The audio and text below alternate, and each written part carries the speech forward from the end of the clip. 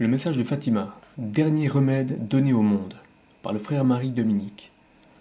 Renaissance, protestantisme, révolution, communisme, mondialisme, telles sont les étapes d'un orgueil grandissant qui ne connaît plus de limites et rejoint le non serviam de Lucifer.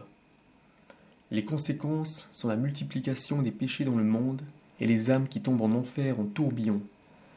Pour ramener les hommes en révolte à l'humilité qui est la première étape du salut, Dieu se plaît souvent à intervenir en prenant les instruments les plus faibles, pour leur faire accomplir des actions humainement sans proportion avec le résultat visé. Ainsi, il est évident pour tous que c'est Dieu qui a donné la victoire. Les exemples abondent dans l'histoire de Gédéon aux enfants de l'île Bouchard, en passant par les Maccabées, Sainte Jeanne d'Arc, etc. À Fatima, pour sauver les âmes et obtenir la paix mondiale par la conversion de la Russie, Dieu va charger 3 petits enfants qui ne savent ni lire ni écrire dans un humble village inconnu du sud du Portugal, mais qui a conservé des mœurs chrétiennes admirables. Nous connaissons les noms des enfants. François Marteau, 7 ans et demi, Jacinthe Marteau, 6 ans, et Lucie dos Santos, 9 ans, leur cousine. Les demandes qu'ils auront à transmettre seront des plus simples, faciles à accomplir, aussi bien celles qui concernent tous les fidèles que celles qui concernent le pape. Et pourtant, voilà un siècle que les hommes d'Église se refusent à obéir au ciel malgré tous les châtiments qu'entraîne leur résistance à la grâce. Seconde Guerre mondiale, expansion du communisme avec ses millions de morts, mondialisme anti-catholique. Ces hommes d'Église ressemblent à Naaman, ce général des armées de Syrie, à qui le prophète Élisée avait demandé de se laver 7 fois dans le Jourdain pour guérir de la lèpre. Naaman se mit en colère, pensant qu'en lui donnant un remède si simple, le prophète se moquait de lui. L'orgueil humain préfère toujours se fier à ses propres plans, plutôt que d'accepter humblement celui de Dieu. Ainsi, pour obtenir la paix du monde, les hommes d'Église ont préféré se fier à l'habileté de leur diplomatie au lieu de consacrer la Russie. Ce fut l'ostopolitique avec les communismes, et c'est l'œcuménisme d'assises avec les autres religions, en mettant de côté le seul prince de la paix, notre Seigneur Jésus-Christ. Les faux remèdes n'ont fait qu'aggraver le mal. Aussi, c'est vers Fatima qu'il faut se tourner.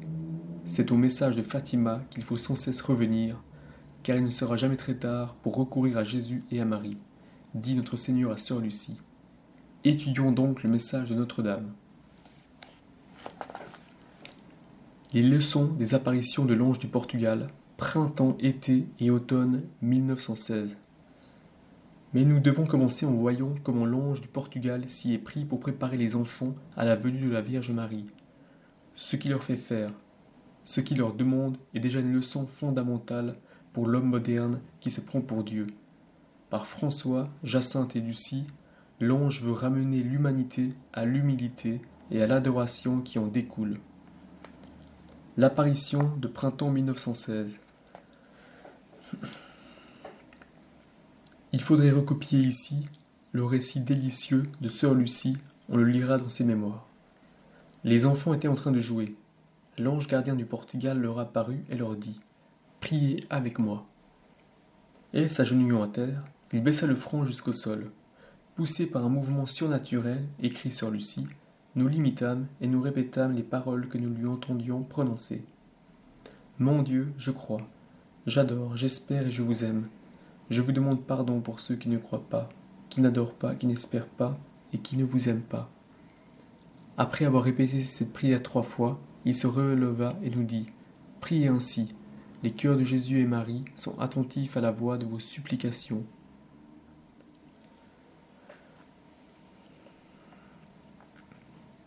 Par cette prière, l'ange du Portugal indique les différentes étapes qui conduisent de l'athéisme à l'union à Dieu. Parcourons-les rapidement. Le péché fondamental de l'homme moderne est l'orgueil. C'est le péché d'Adam étendu à toute la société. L'homme a voulu devenir comme Dieu. Il se crée sa vérité, organise le monde sans tenir compte de Dieu, voulant décider lui-même ce qui est bien et ce qui est mal. C'est l'article 6 de la Déclaration des droits de l'homme, fondement des sociétés modernes. La loi est l'expression de la volonté générale. Pour être sauvé, l'homme moderne devra d'abord revenir à la vérité et c'est la vertu d'humilité qui détruit l'orgueil. L'humilité, dit le père Garrigou-Lagrange, est fondée sur la vérité, surtout sur cette vérité qu'il y a une distance infinie entre le Créateur et la créature. Plus cette distance apparaît de façon vive et concrète, plus on est humble. L'humilité pousse à l'adoration. L'adoration consiste principalement dans la révérence intérieure de Dieu, dit saint Thomas d'Aquin, et secondairement en signe corporel d'humilité, fléchir le genou, se prosterner. Rappelons ici que le mot humilité vient du latin humus, qui veut dire terre. On fléchit le genou ou on se prosterne à terre pour reconnaître qu'on est poussière devant notre Créateur. Alors la foi, qui est un don de Dieu, peut être reçue dans l'âme. C'est l'humilité qui lui a ouvert la porte. L'humilité, dit saint Thomas d'Aquin, écarte cet orgueil qui fait que l'intelligence refuse de se soumettre à la vérité de foi. Et maintenant, tout va pouvoir s'enchaîner. Pour aller à Dieu, l'âme comprend qu'elle doit s'appuyer sur Dieu. C'est la vertu d'espérance. Viendra enfin la vertu de charité, qui réalise l'union immédiate de notre volonté à la volonté divine. C'est la perfection, le sommet de l'union à Dieu.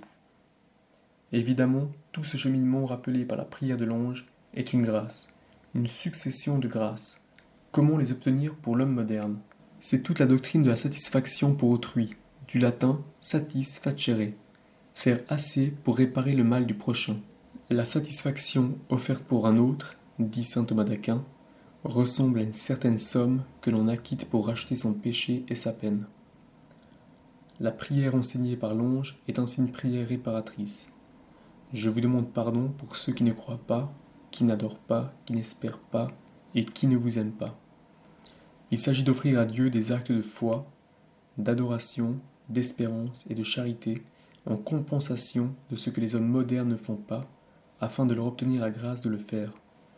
On sait que, dans la suite, les enfants diront cette prière pendant des heures jusqu'à épuisement. L'apparition de l'été 1916. Après avoir laissé les enfants s'exercer à cette prière réparatrice pendant plusieurs mois, l'ange revient au cours de l'été pour apporter un élément nouveau, le sacrifice. François, Jacinthe et Lucie étaient en train de jouer sur les puits dans la propriété des parents de Lucie à l'heure de la sieste, lorsque l'ange se montra à eux pour la deuxième fois. « Que faites-vous » dit-il. « Priez, priez beaucoup. Les 5 heures de Jésus et de Marie ont sur vous des desseins de miséricorde. Offrez constamment au Très-Haut des prières et des sacrifices, de tout ce que vous pourrez. Offrez à Dieu un sacrifice en acte de réparation pour les péchés dont il est offensé et de supplication pour la conversion des pécheurs. De cette manière, vous attirerez la paix sur votre patrie. Surtout, acceptez et supportez avec soumission la souffrance que le Seigneur vous enverra. » Le sacrifice est une offrande faite à Dieu en signe de la sujétion et de l'honneur que nous lui devons. Le sacrifice est d'abord intérieur, c'est l'oblation spirituelle que l'âme fait d'elle-même à Dieu parce qu'elle reconnaît en lui son premier principe et sa fin dernière, autrement, dit son Créateur, est le but de sa vie. Mais cette oblation intérieure, si elle est réelle, cherche à se manifester extérieurement. C'est le sacrifice extérieur qu'on retrouve dans la plupart des religions. On sacrifie à Dieu un animal ou tout autre bien extérieur pour les rendre à Dieu, en quelque sorte. Mais, explique saint Thomas d'Aquin, on peut aussi faire hommage à Dieu des actes extérieurs de nos vertus.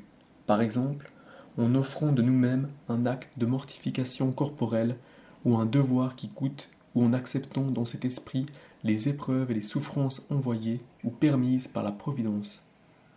C'est dans ce sens que l'ange demande des sacrifices aux 3 enfants de Fatima, et cela, comme la prière dans un but réparateur pour les pécheurs, afin d'obtenir leur conversion et la paix pour leur patrie. À partir de ce moment, écrira sœur Lucie, nous avons commencé à offrir au Seigneur tout ce qui nous mortifiait. Ils le feront jusqu'à l'héroïsme. L'apparition de l'automne 1916. Cependant, nos prières et nos sacrifices n'ont de valeur qu'unis au sacrifice de notre Seigneur renouvelé sur l'autel à la messe, et auquel nous sommes incorporés par la Sainte Communion, devenant une seule victime avec notre Seigneur. L'ange revient donc à l'automne 1916. Il apprend d'abord aux enfants une prière réparatrice à la Sainte Trinité. Très Sainte Trinité, Père, Fils et Saint-Esprit, je vous adore profondément et je vous offre les très précieux corps, sang, âme et divinité de notre Seigneur Jésus-Christ, présent dans tous les tabernacles de la terre, en réparation des outrages, sacrilèges et indifférences par lesquels il est lui-même offensé, par les mérites infinis de son très saint cœur et ceux du cœur immaculé de Marie, je vous demande la conversion des pécheurs. C'est l'écho des paroles du Sacré-Cœur à Sainte Marguerite Marie. C'est le même plan d'amour et de rédemption qui continue jusqu'à aujourd'hui. Puis l'ange leur donne la Sainte Communion. La mission de l'ange est maintenant terminée. Il a tracé le programme pour qu'il puisse être réalisé. Il faut qu'intervienne la médiatrice universelle. La méditation du cœur immaculé de Marie. Fatima, c'est le salut du monde confié au cœur immaculé de Marie. L'ange avait d'ailleurs fait la transition dans la prière réparatrice qu'il avait enseignée aux enfants en automne. Il devait y demander la conversion des pécheurs par les mérites infinis du Sacré-Cœur de Jésus et ceux du cœur immaculé de Marie. Le 13 juin 1917, Notre-Dame dira à Lucie : « Jésus veut établir dans le monde la dévotion à mon cœur immaculé. À celui qui l'accepte, je promets le salut, et ses âmes seront aimées de Dieu, comme les fleurs placées par moi pour orner son trône. » Cette seule promesse suffirait à faire embrasser une telle dévotion. Mais qu'est-ce que le cœur immaculé de Marie ? Le cœur immaculé de Marie. Il faut d'abord comprendre ici le mot cœur, dans son sens biblique. Il ne s'agit pas seulement de l'organe corporel, le muscle, ou du siège de nos sentiments, mais de manière générale de l'âme humaine en toutes ses facultés, l'intelligence et spécialement la volonté où réside la charité.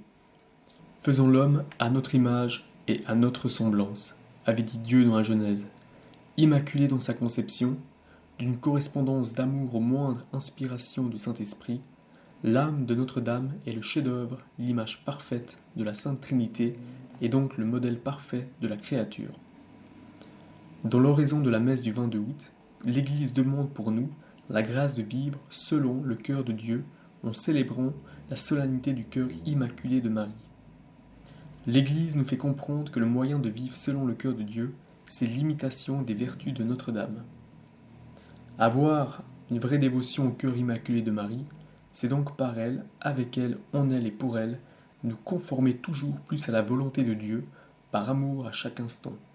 Ceci est la dévotion à Notre-Dame pour tous les temps. Il est important de comprendre quelle précision la Vierge Marie apporte pour aujourd'hui. Les demandes de Notre-Dame de Fatima. À Fatima, il y a deux ordres de demandes. Les unes s'adressent à tous les fidèles, les autres sont faites au pape. Voyons d'abord les demandes concernant tous les fidèles. 1. Demande concernant les fidèles, 5 éléments qui se ramènent à 2. Écoutons Sœur Lucie. Le plus important est l'accomplissement du devoir quotidien et l'offrande des sacrifices nécessaires à l'accomplissement de notre devoir pour les pauvres pécheurs.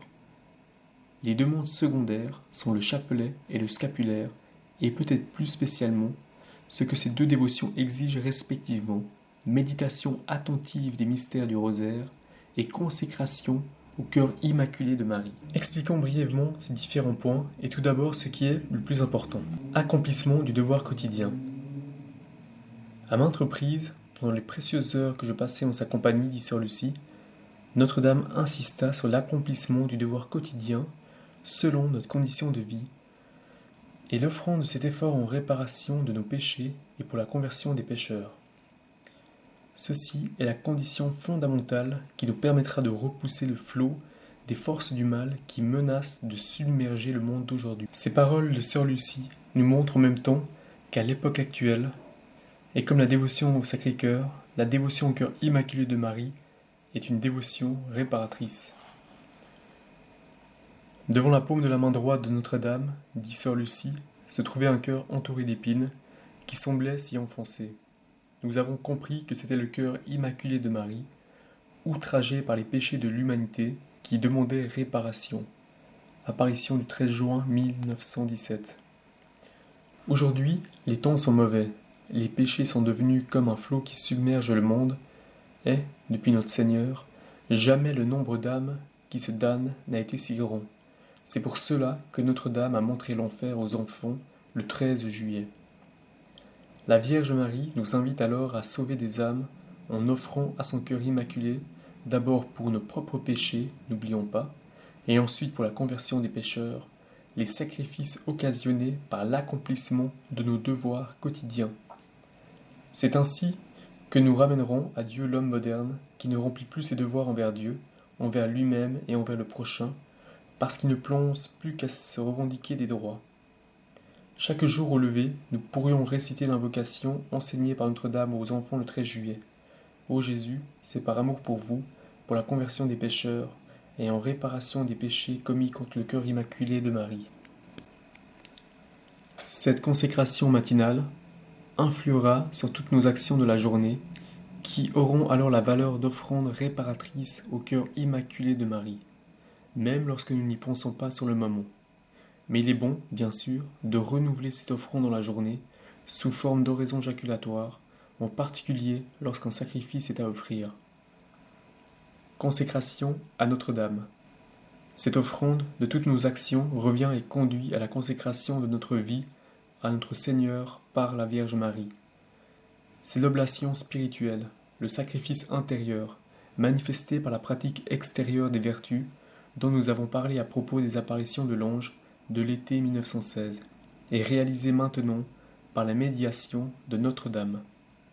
Port du scapulaire. Dans l'esprit de Fatima, le scapulaire qui a été montré aux 3 enfants par Notre-Dame le 13 octobre, pendant que la foule voyait le miracle du soleil, ce scapulaire est à la fois le signe de notre consécration à Marie et le gage de sa protection toute particulière. Récitation quotidienne du chapelet. Quant au moyen principal donné par Notre-Dame pour accomplir cet idéal, c'est le rosaire. La Vierge Marie, continue sœur Lucie, m'expliqua aussi combien le rosaire est important, parce que c'est l'un des principaux moyens qui nous sont donnés par Notre-Dame pour la sanctification de notre devoir quotidien. Rappelons ici que dans son encyclique Laetitiae Sanctae, le pape Léon XIII voyait dans le rosaire le meilleur remède aux maux actuels de la société. L'aversion pour la vie humble et laborieuse trouve son remède dans la méditation des mystères joyeux. L'horreur de tout ce qui fait souffrir est guérie par la méditation des mystères douloureux qui enseignent la patience. Enfin, l'oubli des biens futurs trouve son remède dans la méditation des mystères glorieux. Le rosaire est donc le moyen le plus efficace pour échapper à l'endoctrinement et au conditionnement des esprits organisés aujourd'hui par les mondialistes. La demande de réciter le chapelet chaque jour est d'ailleurs si importante pour la Vierge Marie qu'elle y revient, comme dans un refrain, à chacune de ses apparitions de mai à octobre 1917, et que le 13 octobre, où elle avait promis qu'elle dirait son nom, elle s'appellera Notre-Dame du Rosaire. Il s'agit bien sûr dans cette récitation de se tenir en présence de la Vierge Marie et de méditer ou contempler les différents mystères l'un après l'autre. On pourra céder des livrets de méditation très nombreux qui existent à ce sujet. Communion réparatrice des 5 premiers samedis du mois. Cette vie réparatrice à laquelle Notre-Dame nous appelle tous devait trouver son couronnement dans la communion eucharistique. Rappelons-nous l'apparition de l'ange du Portugal de l'automne 1916 et pensons à la magnifique vision trinitaire de Tuy en 1929, 13 juin, qui résume toute la spiritualité de Fatima. C'est la communion réparatrice des 5 premiers samedis du mois, annoncée dès le 13 juillet 1917 et que Notre-Dame viendra demander à Pontevedra le 10 décembre 1925. Tous ceux qui, pendant 5 mois, le premier samedi, se confesseront, recevront la Sainte Communion, et réciteront un chapelet et me tiendront compagnie pendant 15 minutes en méditant sur les 15 mystères du rosaire, en esprit de réparation, je promets de les assister à l'heure de la mort avec toutes les grâces nécessaires pour le salut de leur âme. Si les demandes précédentes avaient pour but de réparer tous les péchés en général et d'obtenir ainsi la conversion des pécheurs, cette dévotion des premiers samedis a pour objet de réparer les péchés commis spécialement envers le cœur immaculé de Marie et de sauver ceux qui les ont commis. Citons ici le frère François de Marie des Anges.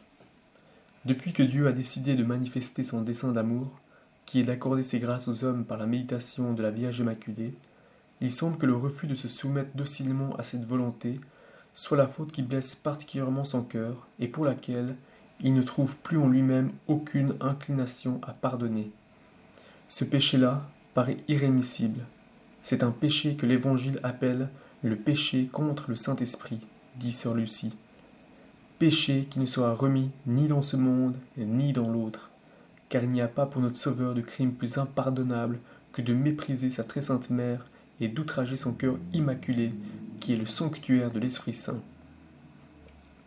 Alors la Vierge Marie, qui est reine de miséricorde, ne pouvant supporter que des âmes soient damnées à cause de péchés commis contre elle, a obtenu de son Fils que cette petite pratique obtienne le salut de beaucoup de ces âmes. Voilà le motif pour lequel le cœur immaculé de Marie m'a inspiré de demander cette réparation, dit notre Seigneur, et en considération de celle-ci d'émouvoir ma miséricorde pour pardonner aux âmes qui ont eu le malheur de l'offenser. Notre Seigneur apportera un certain nombre de précisions et tout d'abord la confession peut être anticipée. La confession dans les 8 jours est valide, même au-delà, pourvu que les âmes soient en état de grâce le premier samedi lorsqu'elles me recevront et que dans cette confession antérieure, elles aient l'intention de faire ainsi réparation au Sacré-Cœur de Marie. Celles qui oublieront de formuler cette intention pourront la formuler à la confession suivante. Profitons de la première occasion qu'elles auront pour se confesser. La pratique de cette dévotion sera également acceptée le dimanche qui suit le premier samedi, quand mes prêtres, pour des justes motifs, le permettront aux âmes. Quant à l'explication du chiffre de 5 samedis, notre Seigneur en donnera la raison à sœur Lucie le 29 mai 1930 à Thuy. Il y a 5 espèces d'offenses et de blasphèmes proférés contre le cœur immaculé de Marie. Les blasphèmes contre l'Immaculée Conception, les blasphèmes contre sa virginité, les blasphèmes contre sa maternité divine, les blasphèmes de ceux qui cherchent publiquement à mettre dans le cœur des enfants l'indifférence ou le mépris, ou même la haine à l'égard de cette mère immaculée, les offenses de ceux qui l'outragent directement dans ces saintes images. Notre-Dame accorde tellement d'importance à cette dévotion qu'elle promet le salut aux âmes qui auront pratiqué cette dévotion 5 samedis de suite. Il convient bien sûr de pratiquer cette dévotion tous les premiers samedis du mois pour continuer à réparer les péchés contre Notre-Dame et lui sauver des âmes. C'est ce que font les fidèles fervents. Nous avons donc maintenant les 5 points caractéristiques de la dévotion au cœur immaculé de Marie dans l'esprit de Fatima. 1. L'accomplissement de nos devoirs quotidiens offerts au cœur immaculé de Marie en réparation de nos péchés et pour la conversion des pécheurs. 2. La consécration à Notre-Dame. 3. Le scapulaire qui en est le signe. 4. La récitation quotidienne du chapelet. 5. La communion réparatrice des premiers samedis du mois. Ces 5 points peuvent se ramener à 2. La consécration de notre vie au cœur immaculé de Marie pour réparer les péchés en général et obtenir la conversion des pécheurs. La communion réparatrice des premiers samedis, qui est une pratique d'amour envers Notre-Dame pour réparer les péchés commis spécialement contre son cœur immaculé et sauver cette catégorie de pécheurs que la Reine de Miséricorde veut arracher à l'abîme. 2. Demande de Notre-Dame de Fatima adressée au pape. En mai 1930, alors qu'elle se trouvait à Thuy, sœur Lucie écrivit au père Gonzalves. Le bon Dieu promet de mettre fin à la persécution en Russie si le Saint-Père daigne faire et ordonne aux évêques du monde catholique de faire également un acte solennel et public de réparation et de consécration de la Russie au très saint cœur de Jésus et de Marie, et si sa sainteté promet, moyennant la fin de cette persécution, d'approuver et de recommander la pratique de la dévotion réparatrice les 5 premiers samedis. La communion réparatrice n'a pas été répandue par les papes et la consécration de la Russie n'a toujours pas été faite.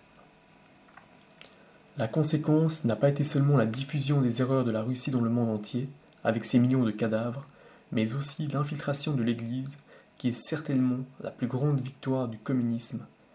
Les 2 grandes vagues d'infiltration sous Pie XI, puis sous Pie XII, avec le mouvement Pax, et la prise de pouvoir à l'occasion du Concile Vatican II, le plan de la haute vente dénoncé par le pape Pie IX, est maintenant réalisé. Une révolution en tiare et en chape marchant avec la croix à la bannière. Étant donné qu'ils suivent l'exemple du roi de France en retardant l'exécution de ma demande, ils le suivront dans le malheur, avait prédit notre Seigneur. C'est là, sans doute, que se trouve toute la question du troisième secret de Fatima. La présente crise dans l'Église doit être envisagée dans le cadre des apparitions de Fatima, comme le châtiment des hommes d'Église pour n'avoir pas répondu aux demandes de Notre-Dame. Et cela doit guider aussi notre piété mariale aujourd'hui. La vraie dévotion à la Sainte Vierge doit nous faire aimer et imiter Notre-Dame comme elle est. Or, la Vierge Marie, disait Monseigneur Lefebvre, n'est ni libérale, ni moderniste, ni œcuméniste. Elle est allergique à toutes les erreurs et à plus forte raison à l'apostasie. Pouvons-nous faire quelque chose? Oui. La conversion de la Russie aura lieu quand un nombre suffisant de catholiques offriront leurs sacrifices et accompliront les demandes de Notre-Dame, dit sœur Lucie. Ceci revient à dire que la conversion de la Russie aura lieu lorsque suffisamment d'âmes, aux yeux de Dieu, auront consacré toute leur vie à la Vierge Marie. C'est cela qui obtiendra au pape la grâce de se convertir et de consacrer la Russie, déclenchant le triomphe du cœur immaculé de Notre-Dame et donc celui du Sacré-Cœur. Je demandais à notre Seigneur pourquoi il ne convertirait pas la Russie sans que le Saint-Père fasse cette consécration, écrit sœur Lucie. Parce que je veux que toute mon Église reconnaisse cette conversion comme un triomphe du cœur immaculé de Marie, répondit notre Seigneur, afin de défendre ensuite son culte et de placer à côté de la dévotion à mon divin cœur, la dévotion au cœur immaculé de Marie. Faut-il voir une annonce de ce triomphe dans ces paroles de Notre-Dame à la Salette?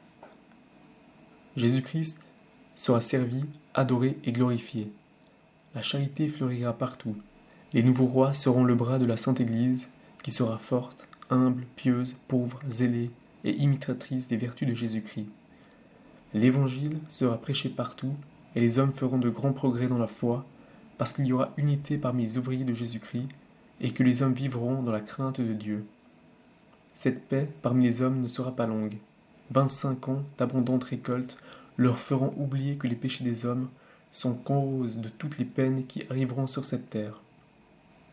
En tout cas, pour revenir aux 3 batailles de Jean Vaquier, tout en menant la bataille de maintenance pour maintenir et transmettre la civilisation chrétienne, menons la bataille préliminaire de supplication en répondant aux demandes du Sacré-Cœur et du cœur immaculé de Marie, et nous travaillerons ainsi à avancer la bataille supérieure qui est la bataille de Dieu et qui verra le triomphe des cœurs de Jésus et de Marie. Quant à nous, personnellement, unis à la dévotion au Sacré-Cœur, la dévotion au cœur immaculé de Marie, nous obtiendra le salut, et si les temps difficiles doivent arriver, elle nous permettra de les traverser sans perdre notre âme, nous obtenant la grâce du martyre si cela est nécessaire.